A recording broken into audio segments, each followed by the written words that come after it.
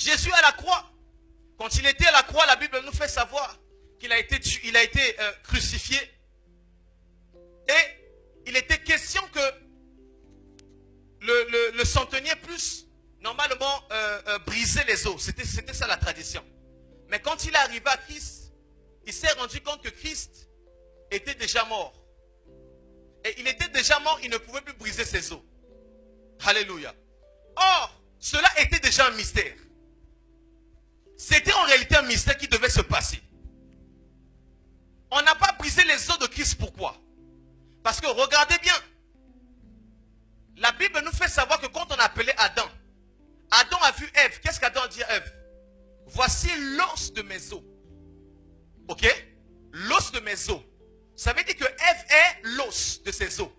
Donc Ève symbolise la femme. Symbolise l'épouse d'Adam. Or, vous savez que Christ est le deuxième Adam. Or, Christ est le deuxième Adam. Quand il était sur la croix, une fois ici, il fallait que Christ soit livré dans un profond sommeil pour pouvoir faire naître Ève. Or, Ève est l'image de l'Église. Donc, ça signifie que ici, par là, c'est l'image où Jésus était endormi. Il était en train d'instituer une nouvelle dispensation de l'Église. Et cette Église, on ne pouvait pas la toucher. C'était en réalité un mystère. Et ce mystère est accompli à l'heure où nous sommes. Étant Église de Dieu, personne ne peut nous toucher. Étant Église de Dieu, ni même la puissance de l'Empire romain. Étant Église de Dieu, ni même la puissance de l'économie. Étant Église, aucune puissance ne peut nous toucher.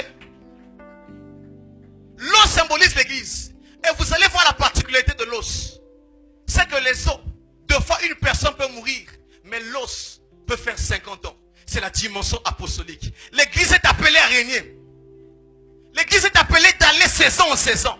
L'Église est appelée à perdurer. Aujourd'hui, on a perdu cet héritage.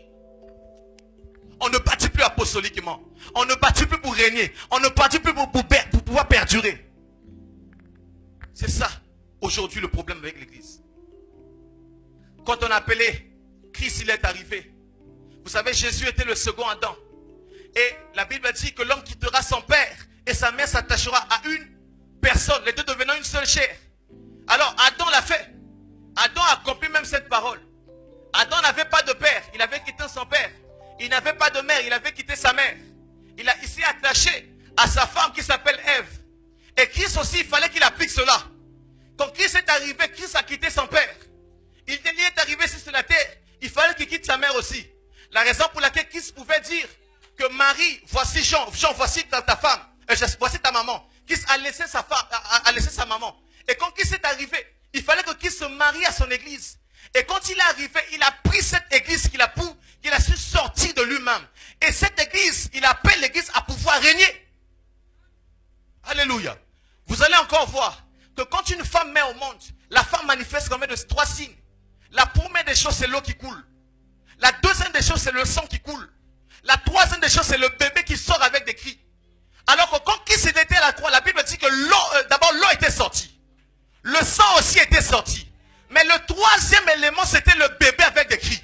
La raison pour laquelle le jour de la Pentecôte, quand le bébé est né l'église, Rakabasheka Roto Shakarababa.